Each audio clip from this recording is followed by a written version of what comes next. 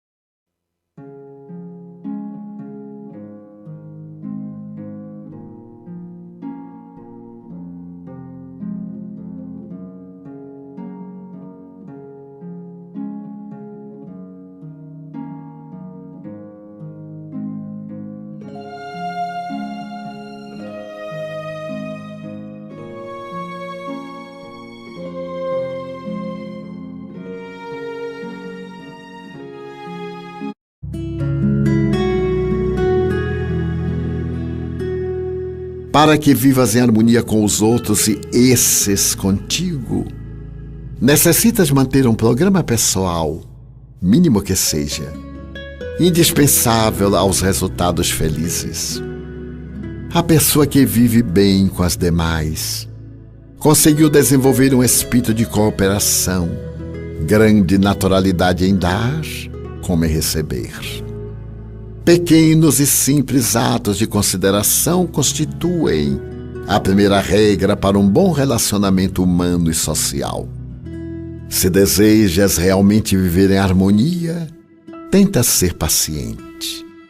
A pressa é inimiga da amizade, gerando pressão em relação aos outros e descontrole em quem a cultiva. Desse modo, organiza todos os teus momentos, de forma que não necessites viver em agitação ou ansiedade, levando insegurança aos demais. Relaxa-te e confia que chegará o teu momento no instante apropriado. Sê caridoso. Todos necessitam de ajuda. Usa a tua palavra para levantar os ânimos debilitados, estimular as novas lutas. Não critiques, nem leves ao ridículo a ninguém, nem mesmo quando em tom de brincadeira. Reparte gentilezas de acordo com as necessidades de cada criatura. Um coração caridoso é uma ilha onde a felicidade reside. Sê amoroso. O teu amor deve alargar-se e não restringir-se, diminuindo o campo de ação. No mundo carente, toda baga de amor é como um raio de luz, dissipando a treva e apontando rumo. Rompe os teus bloqueios, teus receios e limites, e deixa que o amor te conduza, fluindo de ti para os demais. Cooperando e confiando no bem, tens a diretriz para a tua harmonia em relação a ti próprio e a todos os demais.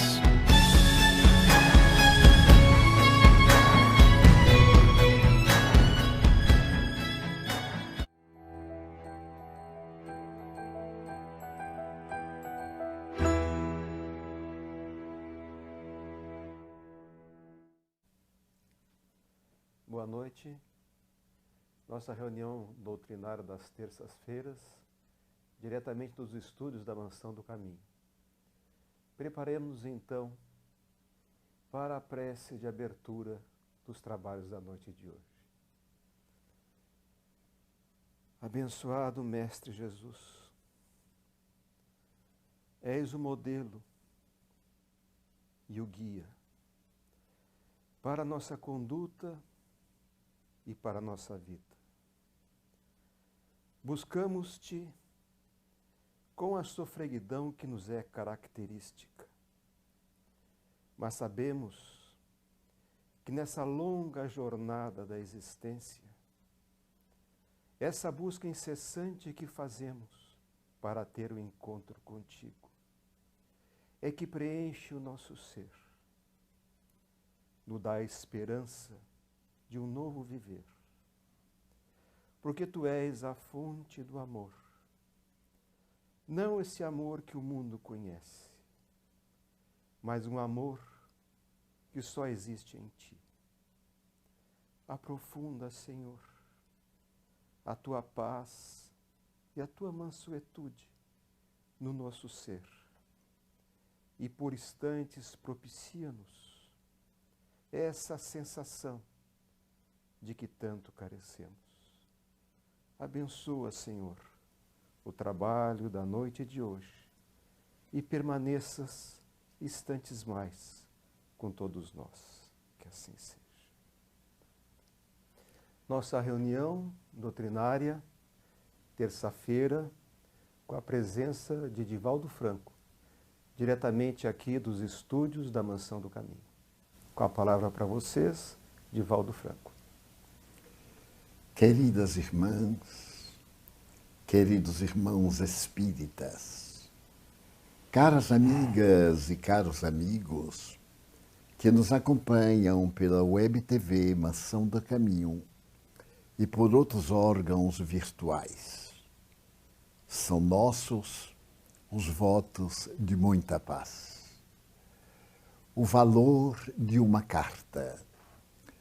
Desejo referir-me a uma carta que foi escrita no mês de março de 1850.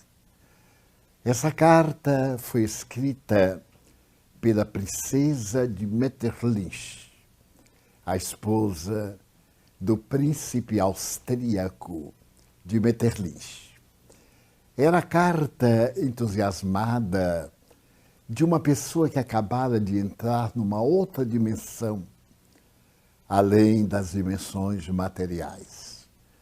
E a princesa de Metternich narrava à sua irmã biológica o que acabara de existir. Assistira em pleno palácio de Tuileries, hoje Louvre, no setor que se notabilizaria como Richelieu, ou área da residência do imperador Napoleão III. Nessa oportunidade, a princesa e o marido de Metternich haviam sido convidados por Sua Majestade para participarem de um momento especial na corte. A corte fora reunida para receber um rapaz, um jovem de 20 e poucos anos, que mais tarde seria chamado o médium dos reis. Ele nascera na Escócia e por isso seu nome tem uma pronúncia muito especial. Daniel Douglas Hume. Daniel, desde os 6 anos de idade, apresentou características paranormais profundamente desconhecidas. Naquela época, os objetos mudavam de lugar sem qualquer contato quando ele estava presente. E sendo órfão, criou vários problemas àqueles que o educaram. Por essa razão, a família o mandou para os Estados Unidos. E ali numa casa comercial, esses estranhos fenômenos repetiram-se. Ele foi mandado de volta à Inglaterra e foi residir na casa de um médico que o estudou longamente. Mas o momento glorioso de Daniel D'Englehon foi quando ele fez dois pronunciamentos. Eu sou médium e consigo materializar os espíritos à luz do dia. Porque à noite sempre há alguma forma de escamotear a verdade. E à luz do dia, ou à claridade das velas, os fatos são muito mais fáceis de identificar-se. E o segundo momento, que foi nesse mesmo período, foi esse dia em que o imperador Napoleão III, sobrinho neto de Napoleão I, convidou para que ele fizesse uma das suas conhecidas sessões em plena corte. Napoleão, segundo seus biógrafos, era muito dedicado à análise de charlatães e se dedicava à prestidigitação. Naturalmente, Daniel Douglas Hume era um desses prestidigitadores, muito conhecidos nas grandes cidades. Mas o que aconteceu mudaria, inclusive, o destino de Sua Majestade. Ele era casado com uma dama espanhola que havia acabado de lançar na moda os vestidos trapézio. Sua Majestade era também de família real e reinavam os dois gloriosamente.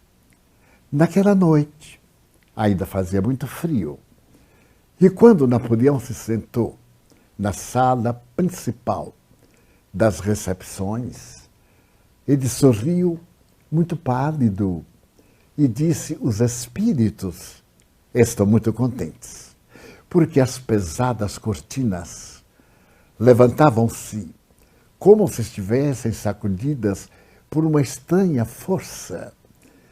A cadeira em que ele estava sentado movia-se, e de repente, essa mesma cadeira, em Jacarandá, moveu-se a sós e atravessou aproximadamente 10 metros, que era a distância em que ele se encontrava sentado, distante de Sua Majestade. O imperador da França teve um choque e ele riu. Então aí teve lugar uma das mais notáveis sessões mediúnicas da humanidade. Tudo isso está narrado detalhadamente pela senhora de Metternich, a sua irmã, em Viena. Mas o momento que a mim muito me fascina é quando a imperatriz diz a Napoleão: meu bem, nós devemos a coroa ao seu tio-avô.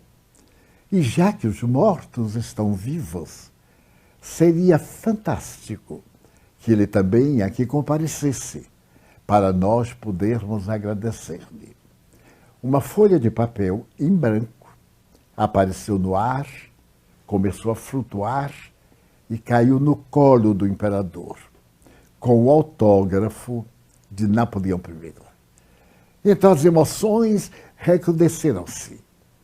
E Daniel, muito pálido, com uma voz gutural, pediu à imperatriz Eugênia que colocasse a mão direita embaixo da mesa, forrada com uma tapeçaria de luçardo. A mesa pesava 80 quilos. E curioso, ainda está no mesmo lugar, porque lá estivemos no ano passado e fomos verificar alguns dados a respeito dessa notável reunião. A imperatriz, curiosa e sorridente, colocou a mão embaixo da mesa e deu um grito. O imperador perguntou-lhe: o que passa? Acabo de apertar a mão de papai, a mão direita de papai. Todos sorriram. Como a imperatriz sabia que era a mão do seu genitor. E ela explicou: muito fácil. Na última guerra, papai perdeu o polegar da mão direita. E a mão que eu aperto é de alguém que não tem o dedo polegar da mão direita. É a mão de papai. Esse foi um dos momentos gloriosos dessa sessão, que abalou profundamente Napoleão III. Ao terminar, porque é óbvio que se trata de uma reunião de 2 horas e não nos interessa narrá-la. É apenas uma relembrança desse tópico.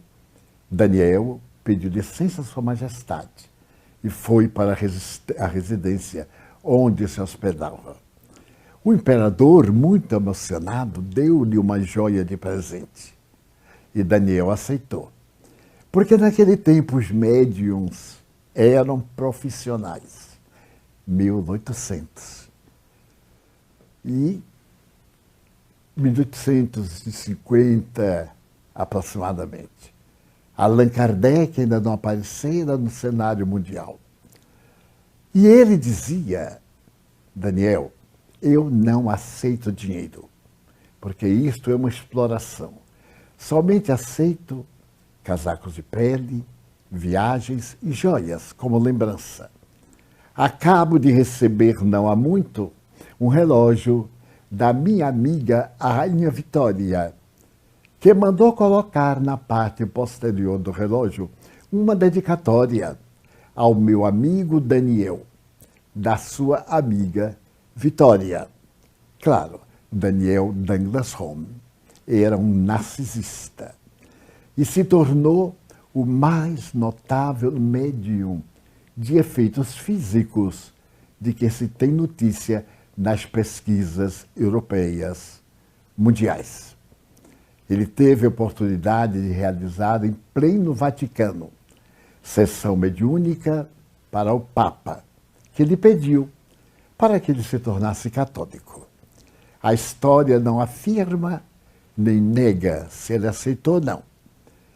E quando desencarnou muito jovem, casado pela segunda vez, esta com uma sobrinha direta do notável médico Alexander Aksakov, que legou à posteridade a obra clássica Animismo e Espiritismo, amigo íntimo do imperador Nicolau II da Rússia, que também assistiu às sessões, algumas, do médium Daniel Degler-Hume, porque uma das suas sobrinhas casou-se com ele, na presença do imperador das Rússias. Esses detalhes são muito importantes, porque muitos desconhecem essa história notável, à margem da história do Espiritismo. A posteriori, depois que Allan Kardec publicou a sua obra, e o Espiritismo, uma ciência criada em 1857, passou a ser conhecida e divulgada, o imperador da França mandou convidar Monsieur Rivail para ir ao Palácio de Tuileries, a fim de poderem conversar, naturalmente, sobre aqueles fenômenos notáveis que o imperador desconhecia. Logo após, Daniel realizou mais uma das suas múltiplas viagens, desta vez à Itália, a Florença, onde realizou sessões memoráveis e inolvidáveis. Estava em moda uma obra sensacional, Os Últimos Dias de Pompeia. E na residência do autor, Daniel realizou uma sessão mediúnica para poder atender a amigos ingleses que o não conheciam.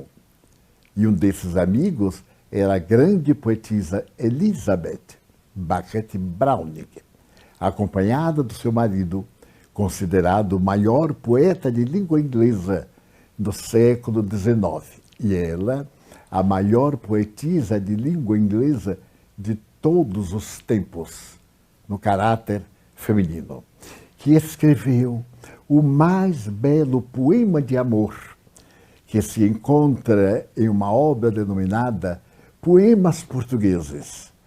Foi a mensagem que ela escreveu para o seu marido e que termina de uma maneira ideal.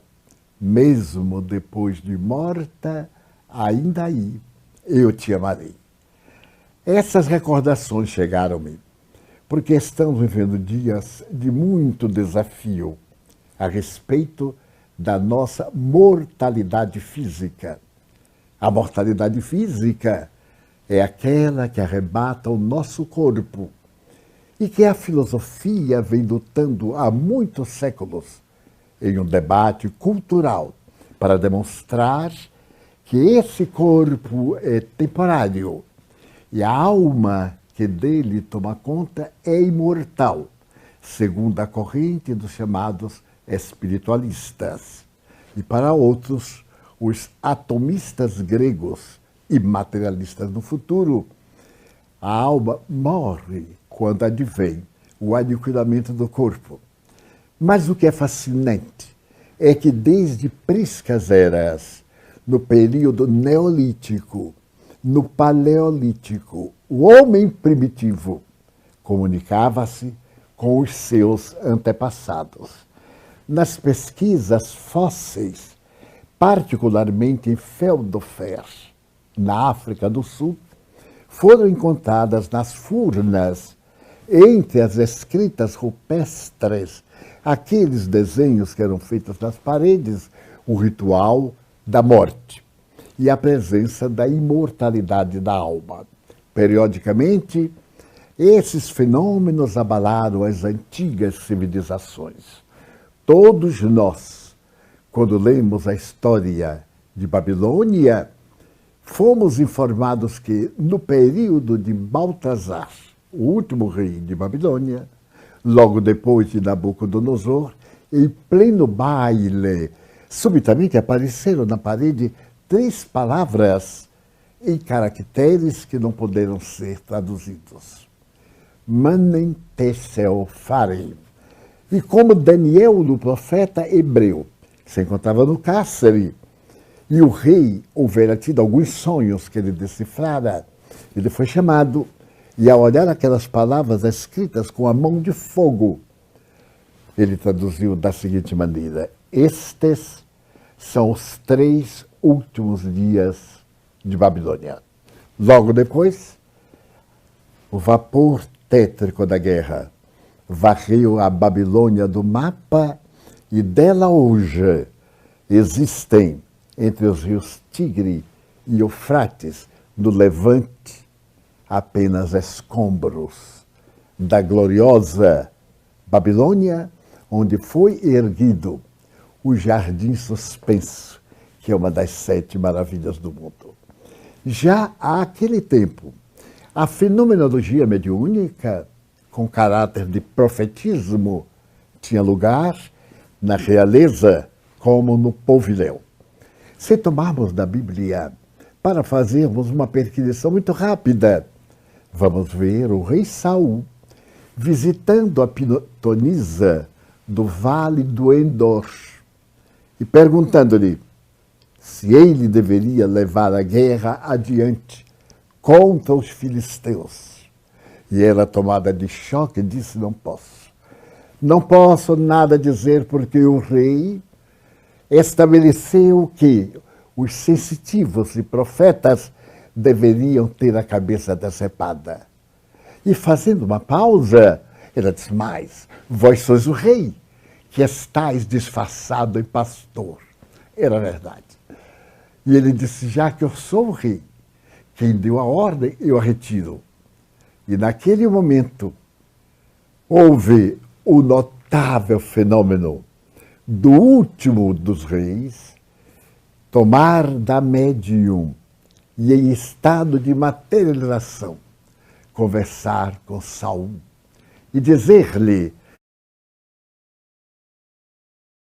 instrumentos da lavoura, porque senão, dentro de poucos dias, ele e a família real marchariam para o exílio e a morte. O rei não atendeu e a profecia cumpriu-se, ipsis verbis. Nós vamos encontrar na história de Israel fenômenos dessa e de muitas naturezas. Mas confessamos que não nos está interessando. Na cultura egípcia, na cultura da Caldeia, na cultura grega, o grande santuário de Apolo, como também da Frígia, o grande santuário 700 anos antes de Jesus, os chamados mortos comunicavam-se com os chamados vivos. O cristianismo é a doutrina da imortalidade. E Jesus é chamado o Senhor dos Espíritos, porque ele tinha o poder de os expulsar. Com uma palavra, 2 palavras: sai dele. Em nome de meu Pai, eu te expulso. E assim por diante. Então a doutrina foi avançando através da história, e nos fastos da história ficaram as palavras do profeta Joel, que estão no capítulo 2 dos Atos dos Apóstolos, repetidas por Lucas, que escreveu essa parte do Novo Testamento. Nos últimos dias, capítulo 2, versículo 2. Derramarei do meu espírito sobre toda a carne. Os velhos terão sonhos, os jovens profetizarão. E então ele fala desse fenômeno extraordinário que o apóstolo Paulo denominava carisma e que passa à posteridade como dom. Coube a Allan Kardec, o emérito educador francês, entrar neste imenso oceano, vadear as suas águas e tomar da profundeza dos mares as pérolas com que ele pôde fazer o grande colar de sabedoria da ciência espírita. Nessa ciência espírita, a qual ele deu o nome de Espiritismo, fulguram os diamantes estelares da filosofia, baseada na reencarnação, para provar a grandeza de Deus, a divina justiça e as leis que vigem no universo, e atingir a coroa suprema no Evangelho, onde está a lei moral do amai-vos uns aos outros, que Allan Kardec adorna com o nome de caridade, fora da qual não há salvação. Então, em todo este arquipélago, chegamos ao século XIX, ao nascimento do Espiritismo, a fenomenologia estudada pelas mais belas autoridades da física, da química, da fisiologia, das doutrinas psicológicas. E então, todos aqueles que a estudaram devidamente curvaram-se ante a sua grandeza.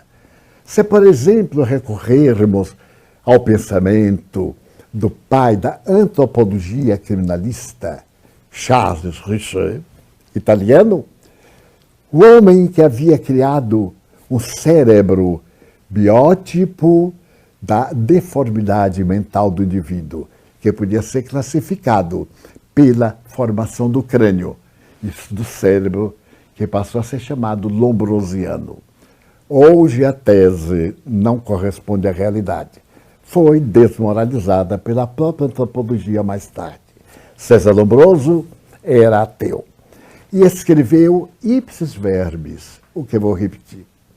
Quando eu me lembro do ridículo que nós, os cientistas, falávamos a respeito do Espiritismo, eu coro de vergonha, porque eu e os meus amigos investigadores somos espíritas. Os fatos venceram-me, porque diante de fatos não existem argumentações.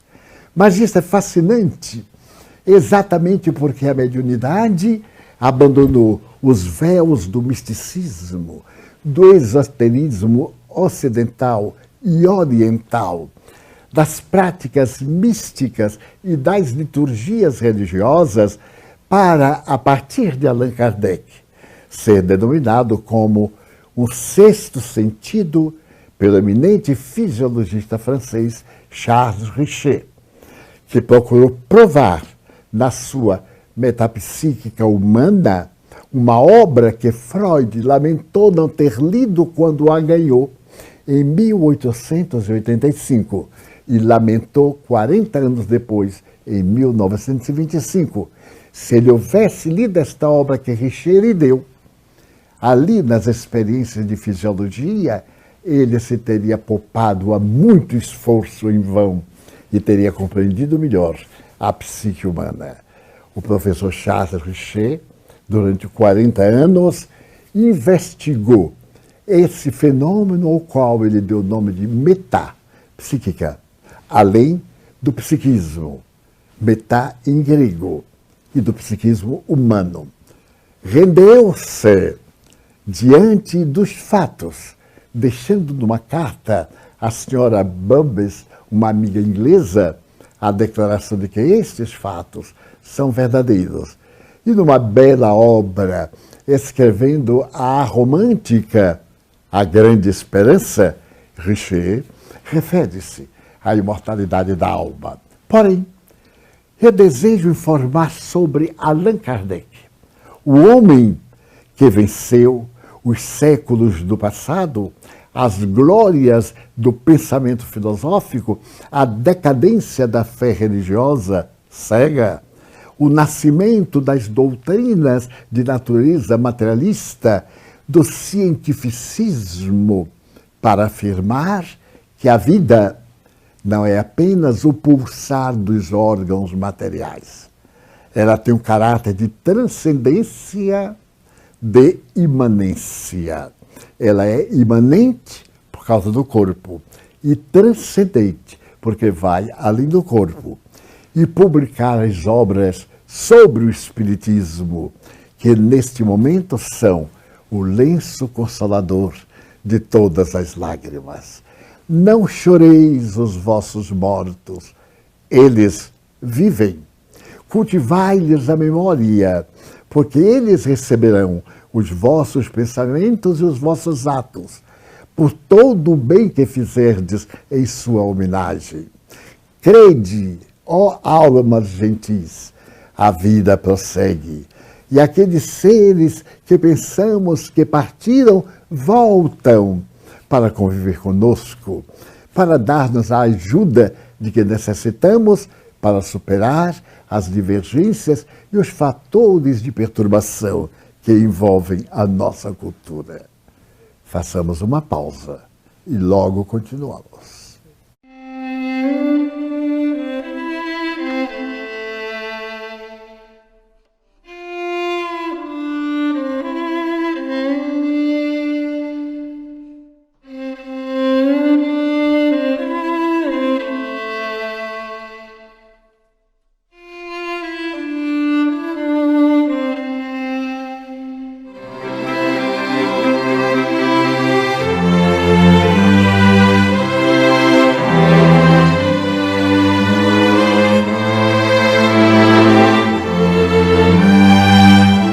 A notícia da esperança nestes tumultuosos dias da humanidade.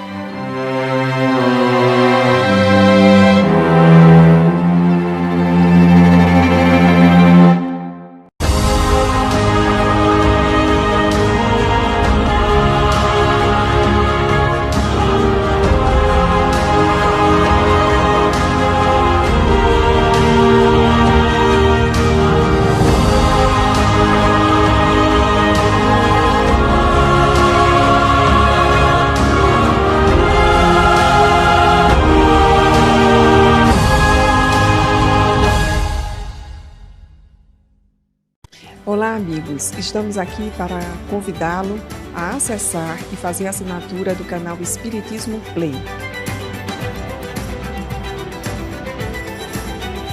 Esse canal tem material inédito e histórico pertencente ao acervo de Divaldo Franco, que agora está à disposição dos espíritas, dos simpatizantes, dos internautas, de um modo geral.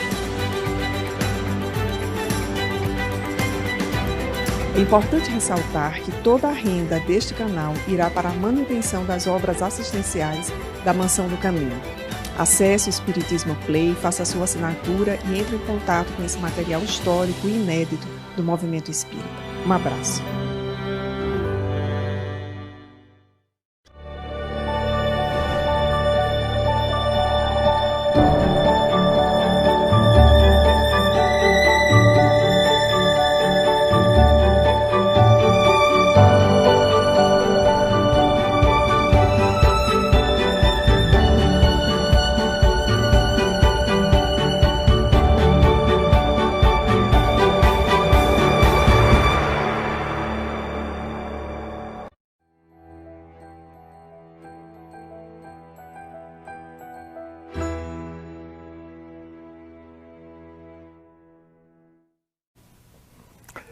Desçamos agora aos fatos, menos história e mais consolação, dessa doutrina extraordinária que Jesus havia prometido para poder diminuir as nossas dores na terra. Permitam-me a licença de usar a primeira pessoa do singular, porém a narrativa me envolve e eu não teria como disfarçar. Eu me encontrava num voo entre a capital da Venezuela e Maracaibo. Era o mês de março do ano de 1970. Eu ia proferir uma série de conferências da parte mais poderosa da Venezuela, que é ali em Maracaibo, onde tem o Grande Lago, um dos maiores depósitos de petróleo do mundo. E era convidado de um insigne antropólogo, advogado, mestre da universidade e dedicado espírita. O voo muito cedo. Eu cheguei ao aeroporto muito cedo, porque ele fica muito distante da cidade. E apesar do avião estar vazio, veio um cavalheiro e sentou-se ao meu lado. Era um avião Douglas, 2 e 5 passageiros. Eu achei aquilo estranho e me deu vontade, o ímpeto de discretamente mudar. Queria ficar mais à vontade. Porém, algo me reteve. O avião partiu, o voo não era muito longo, um voo de uns 70 minutos no máximo. Quando ele abriu a mochila que trazia e de dentro da mochila tirou uma boneca de trapo. Então tirou a boneca de trapo e ficou olhando para ela, olhando muito sério. E isso me chamou a atenção, porque se tratava de um homem jovem de 30 a 35 anos. E eu lhe percebi agora a palidez e as lágrimas que não desciam. Ele removia a boneca de um lado para o outro, abria o portafólio, a pasta, fechava, estava muito inquieto. E isso fez-me que eu desviasse os meus pensamentos habituais para poder ficar pensando o que estaria acontecendo com o jovem. Naquele momento, eu vejo entrar, pela parte central do avião, uma dama vestida à antiga, era um espírito. Ela chegou-se até mim e disse para mim: ajude o meu filho, ele está pensando em cometer um crime horrível, pensando em suicidar-se quando chegarmos a Maracaibo.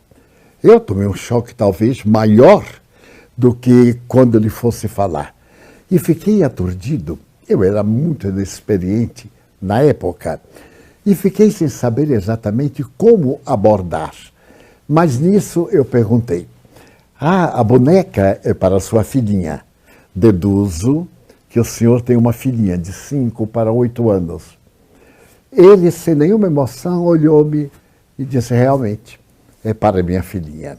Ela tem muitas bonecas, mas gosta especificamente das bonecas de trapos.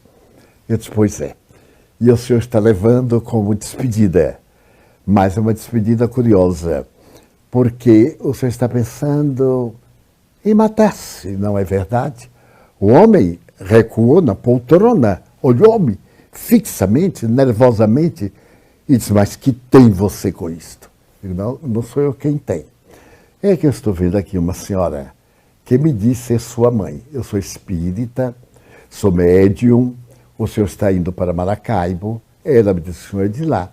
E o senhor poderá colher informações a meu respeito hoje mesmo, na conferência, que está anunciada pelos periódicos e através de um eminente professor, um homem fantástico da sua cidade. Ele disse: mas quem é? Doutor Pedro Barbosa de la Torre. Ele disse: mas Pedrinho? Ele deve ser um apelido, um nome carinhoso. Pedro Barbosa de la Torre. E o senhor está pensando em suicidar-se. O senhor é engenheiro de petróleo. E quero dizer uma coisa: a sua decisão é somente uma mágoa quase infantil. O senhor perdeu o emprego, acha outro emprego. Se tem dívidas, o senhor é muito jovem.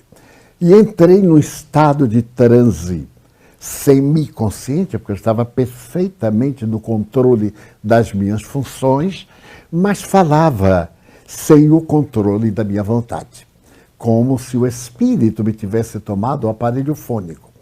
Comecei a falar com ele e tomei a boneca. Como é que o senhor pode ter a coragem de deixar para sua filha a herança da covardia? O senhor a ama tanto que vai deixá-la na orfandade? Isto, por acaso, é amor? Ele disse: é amor, porque eu tenho vergonha dos meus atos e a minha família vai ser reduzida à miséria. Muito bem. E depois da sua morte, ela vai ser reduzida a que fortuna? Se o senhor deixou algum seguro, não há nenhuma garantia, porque nenhum seguro de vida paga quando é suicídio. É a minha área de serviço, eu trabalho numa instituição securitária e conheço as regras. Então, eu tenho a missão de dizer que o senhor vai jogar fora o revólver quando nós chegarmos. Naquele tempo não havia revista. A porta de entrada era natural. Passávamos para lá, para cá. Somente depois das Torres Gêmeas é que o mundo tomou providência contra o terrorismo internacional e o terrorismo nacional. O homem ficou espantado e digo, por favor, pegue a sua pasta onde está o revólver e coloque lá em cima, porque essa arma está carregada e pode disparar. Ele disse, mas como você sabe isso? Eu digo, a sua mãe aqui está. E ela é encarregada. Foi ela quem o trouxe para, nesse avião vazio, o senhor sentasse ao meu lado. Mas eu dizia, num misto de constrangimento, de mal-estar e de ansiedade. Ele tentou discutir, eu digo, o senhor não vai ter a covardia de abandonar a sua filha, de conceder-lhe esse erro, a crueldade da ingratidão. O seu egoísmo não pode destruir nela o afeto de uma filha. O suicida é o ingrato. Ele não sabe a dor que provoca naqueles que o amam. E somente porque ele não está bem, ele não tem o direito de tornar infelizes todos aqueles que o amam. Aí o homem começou a chorar. Eu vi que ele tinha caído em si. A força telúrica do mal é esse o nosso toque desta noite. A influência espiritual de um ser negativo, que Allan Kardec denomina com a palavra de obsessor, aquele que obsidia, aquele que deprime, que comprime, que controla, estava levando ao desespero no processo de vingança por fatos que não vem a pena fazermos o exame. A verdade é que chegamos a Maracaibo e ele me segurou no braço e disse, o senhor vai saltar comigo, que eu lhe quero apresentar a minha mulher. Eu digo, mas eu não posso, porque eu tenho amigos me esperando, e seus amigos esperem. Eu vi que o homem estava num estado alterado de consciência. Fui arrastado por ele e ele me apresentou a uma senhora morena, descendente de indígena, e a uma criança linda, de 6 anos mais ou menos, saltou no pescoço dele, abraçou e cobriu-lhe de beijos. Então ele ria e chorava e acarinhava a filha e disse à mulher, este homem acabou de salvar a minha vida. E ela, espantada, perguntou, mas como salvou a vida? Eu ia me matar. Perdi o emprego. E não tinha coragem de dizer a você que havia perdido o emprego. Desta forma, ali a bordo, e foi narrando o fato, Dr. Pedro aproximou-se. Eu apresentei o estranho. E apresentei também as pessoas que acompanhavam o Dr. Barbosa de la Torre. E então fizemos um pequeno grupo. O homem conhecia o Dr. Pedro Barbosa, era um ilustre antropólogo, um grande advogado, maçom e um excelente orador. Muito bem, e ficou acertado de que ele iria à conferência, que eu estaria proferindo à noite num clube de engenheiros em Maracaibo. Ali também estava o Dr. José Naranjo, que ainda vive em Maracaibo, e outros. Muito bem, terminada a reunião, fomos a um lanche e o cavalheiro foi convidado e narrou isto aos amigos, pedindo que a partir daquele momento guiassem-no pela estrada sublime e libertadora da ciência espírita. Cumpri a tarefa pela Venezuela, indo a Maracaibo e a Maracai, que é mais próximo da capital. 2 anos depois, eu retornei à mesma cidade e encontrei um amigo dirigindo uma instituição espírita na qual ele começou a frequentar e, graças aos seus méritos, foi convidado oportunamente a dirigi-la. Então desejo ressaltar a grandeza dessa doutrina que na hora gravíssima vem e nos dá a palma da salvação. E desejo dizer que essa faculdade todos nós a temos, a mediunidade, que ainda hoje é tão mal compreendida. Alguns dão à mediunidade poderes que realmente ela não tem.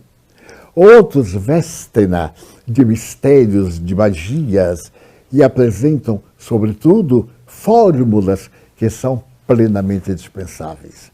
O médium é o indivíduo paranormal, porque dotado de um sexto sentido, o sentido da percepção extrafísica. Vamos comparar o indivíduo que tem a vista normal, o míope e aquele que tem a presbitia. Nós temos aí o mesmo indivíduo com 3 facetas visuais. O óculos tal corrige a miopia, o outro óculos corrige a presbitia. E ele então pode se utilizar das lentes e continua com uma visão perfeita. A mediunidade exige o conhecimento da faculdade em si mesma, as suas possibilidades, o estudo do homem perante a si mesmo. O outro fenômeno exige dele a conduta, para que ele possa atrair espíritos criteriosos que venham ajudá-lo. Porque nós vivemos num mundo de sintonias, de identidades, de afinidades. Notem o brocardo popular. Dize-me com quem andas e eu te direi quem és. Façamos o inverso. Dize-me quem és e eu te direi com quem andas. Dize-me a tua vida íntima e eu te informarei quais os espíritos que te acompanham. Fala-me a respeito do caráter de alguém e que acaba de morrer. E se quiseres notícias, saberás que são boas, porque era um caráter nobre que evoluía. Mas se por acaso era um indivíduo que não portava os valores éticos, que não mantinha o esforço de uma vida digna, claro, estará com os espíritos intrusões, perturbadores, infelizes e indignos.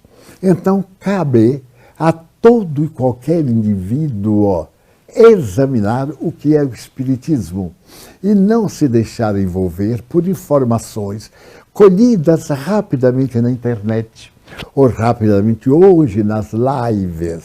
Elas servem para despertar, mas as obras de Allan Kardec são 7.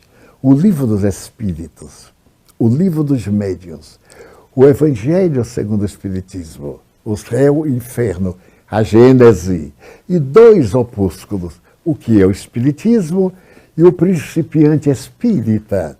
Mas Allan Kardec foi tão prolífero que, para poder atender a correspondência que lhe chegava de toda parte da França francófona e de outros países, ele era poliglota e falava, se comunicava em 5 idiomas, ele criou a Revue Espírita, uma revista mensal no dia 1º de janeiro de 1858 e publicou-a até o dia 31 de março de 1869, quando ele desencarnou. Então nós temos aí o farto material para compreender. Alguém me perguntou recentemente, mas por que Deus nos está castigando com esta pandemia? Primeiro, não é Deus que está castigando. O fenômeno pandêmico é fruto da irresponsabilidade dos órgãos que dizem respeito ao controle da saúde. Segundo a imprensa, o órgão mundial não teria sido avisado devidamente. Segundo o órgão mundial, ele deixou para avisar oportunamente. E assim por diante, nós vamos sempre jogando a responsabilidade no trem. Outros administradores políticos utilizaram-se da pandemia para o jogo lamentável de covarde dos interesses políticos em detrimento das vidas. E o maior patrimônio da evolução é a vida. E a vida humana é o coroamento da obra de Deus. Nós vemos então simbolicamente, na tradição dos 7 dias da criação, que depois de criar o ser humano, Deus descansou. Nessa metáfora, que ao mesmo tempo lendária, Deus investiu o máximo de amor na construção da aparelhagem humana. Como diríamos em linguagem popular, agora basta-me, porque o ser com inteligência vai conquistar o universo. Retirou as suas preocupações e nos deu a potência desta faculdade que agora está ao alcance de todos nós. É óbvio que alguns de nós somos melhores dotados do que outros. Há pessoas que são excelentes no cálculo matemático. Outros são fantásticos na história. Outros preferem geografia e assim por diante. Então, em nosso mundo intelectual, nós variamos de qualidades no nosso mundo moral. Na mediunidade, nós também variamos. Alguns são portadores de delicado complexo eletrônico do sistema nervoso central e têm uma delicada construção de chips e de ondas que constituem o campo da paranormalidade ou o campo da mediunidade. Outros têm menos e outros ainda não a encontraram para poder educar. Então, neste encontro nosso, gostaria de chamar a atenção para alguns pontos. Primeiro, a pandemia é um fenômeno que periodicamente se repete. É curioso que se diz que todo ano, 20 em cada século, a criatura humana é vítima de uma pandemia.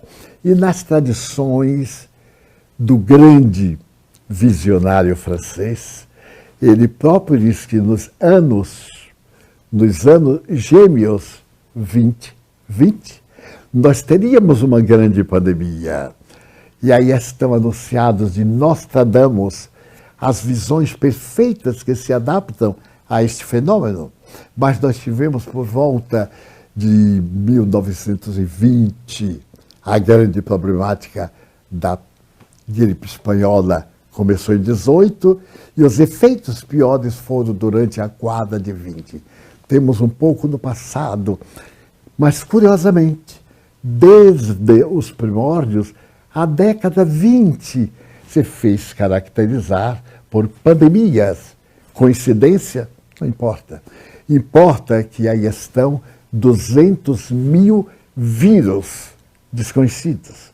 Tivemos a infecção da varíola, que matou mais de 50 milhões de pessoas. Tivemos a peste negra, que matou mais um quarto da população europeia.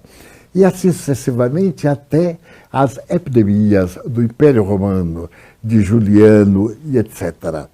O que importa é que estamos num mundo em que as construções do bem devem ultrapassar aqueles fenômenos que faziam parte de um planeta primário, em que a morte predominava, em que as doenças terríveis, transmissíveis por insetos, transmissíveis pelo contato direto ou não, tinham por tarefa dizimar, mas Deus ofereceu ao homem a consciência, a inteligência, que criou os laboratórios e conseguiu fazer que algumas delas desaparecessem, mas moralmente nós não merecemos.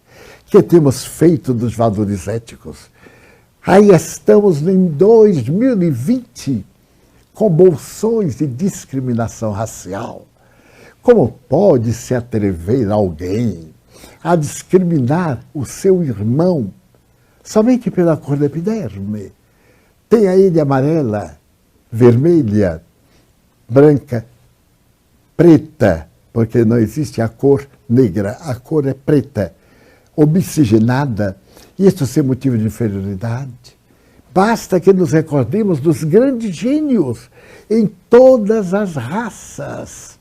Quem de nós não se recorda do Brasil de Anhanguera, dos nossos indígenas notáveis, que tinham muito mais palavras como os caetés do que os nobres portugueses que vieram da Europa dita civilizada e não cumpriram com o compromisso que a Chieta e o seu grande amigo Nóbrega se permitiram ficar para poder honrar o trato que os brancos não levaram adiante.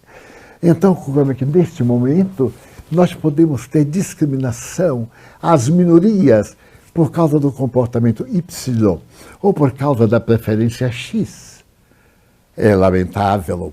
Então, nesse tirocínio da degradação humana, porque em pleno século XIX, nós tínhamos circos para expor os pretos, os negros, como animais que tinham que vender a sua beleza ou a sua feiura para os caras pálidas, como chamavam os índios americanos.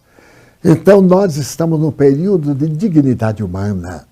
A pandemia nos vai ensinar a respeitar o indivíduo. Ao invés de pensarmos em uma atividade governamental que degrade a família, que traga como exemplo a corrupção, que estabeleça como normativa a astúcia, o prejuízo para o outro, a figura incomparável de Jesus Cristo, dos seus apóstolos, daqueles homens e daquelas mulheres que não temeram o cutelo, as labaredas, as feras, as arenas de Roma. E hoje, através da história, os preconceitos, quanto sofreram as vítimas da Inquisição, mas também da Inquisição protestante. Aqueles que foram vítimas dos xiitas no Irã, dos sunitas na Arábia Saudita, dos judeus e dos árabes da região de Jaffa e outros, porque parece estar da natureza humana esse prejuízo de ter alguém inferior e o indivíduo se atribuir uma superioridade feita da mesma massa que se dilui pela falta de oxigenação cerebral, por falta de batimentos cardíacos. Então o Espiritismo vem nos convidar para a fraternidade universal, a solidariedade entre as criaturas, para a coragem, meus irmãos, nesta hora. Nada de temor, a preocupação do número de mortos, em que isso nos ajuda. A preocupação do número de vivos, aqueles que já nos curamos. Segundo algumas estatísticas, quase 3 milhões. Então pensemos em vida.